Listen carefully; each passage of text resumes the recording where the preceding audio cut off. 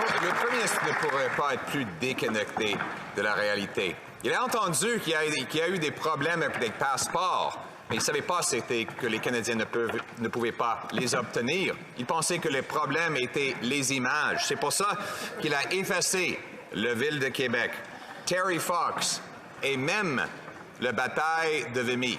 Là où 3598 Canadiens ont mort pour défendre la liberté et définir notre pays.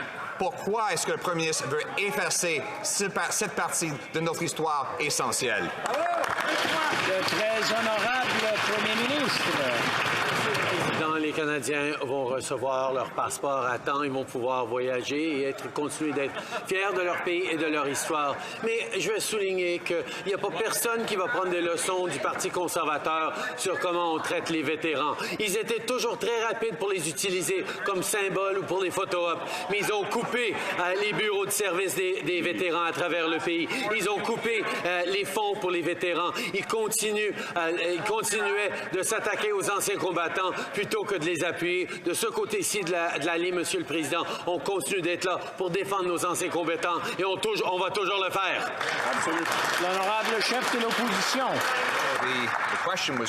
La question était de savoir pourquoi il effaçait les anciens combattants de notre histoire, pourquoi il effaçait les 3598 Canadiens qui ont consenti le sacrifice de leur vie à Vimy pour assurer la liberté et la victoire au Canada. Il insulte nos anciens combattants, tous autant qu'ils sont.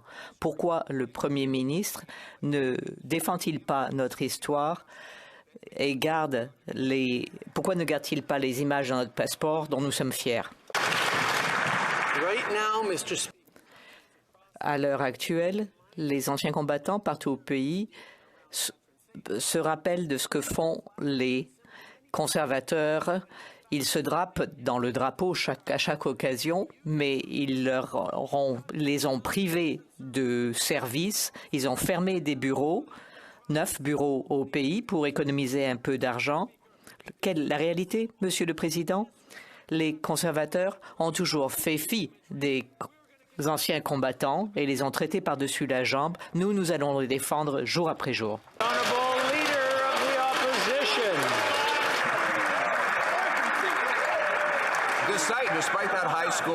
L'honorable chef de l'opposition, malgré cette belle déclamation, il a fermé tous les bureaux pour les anciens combattants en causant la plus grande grève de l'histoire du Canada chez les fonctionnaires.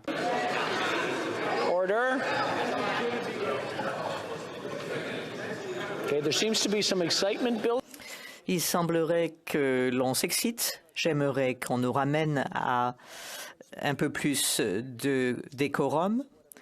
Quand quelqu'un parle, les autres ne crient pas. L'honorable chef de l'opposition, à qui je demanderai de reprendre le nouveau passeport, ils en sont si fiers. Ils ont effacé la crête de Vimy pour y mettre le remplacer par un écureuil qui manque une noisette. Ils ont effacé Terry Fox et ils ont effacé Québec pour remplacer ceci par un jeune Premier ministre, ou semblerait être un jeune Premier ministre qui nage dans un lac. Monsieur le Président, les conservateurs cherchent la petite bête, mais nous comptons livrer la marchandise pour les Canadiens. Avec le budget, nous protégeons les propriétaires de maisons. Je vais interrompre l'honorable Premier ministre. Le chahut enfle. Je vais vous demander de vous écouter les uns les autres, de ne pas vous interrompre. L'honorable Premier ministre, Monsieur le Président, le Parti conservateur continue de chercher la petite bête. Mais nous entendons livrer la marchandise aux Canadiens, aux familles qui travaillent dur.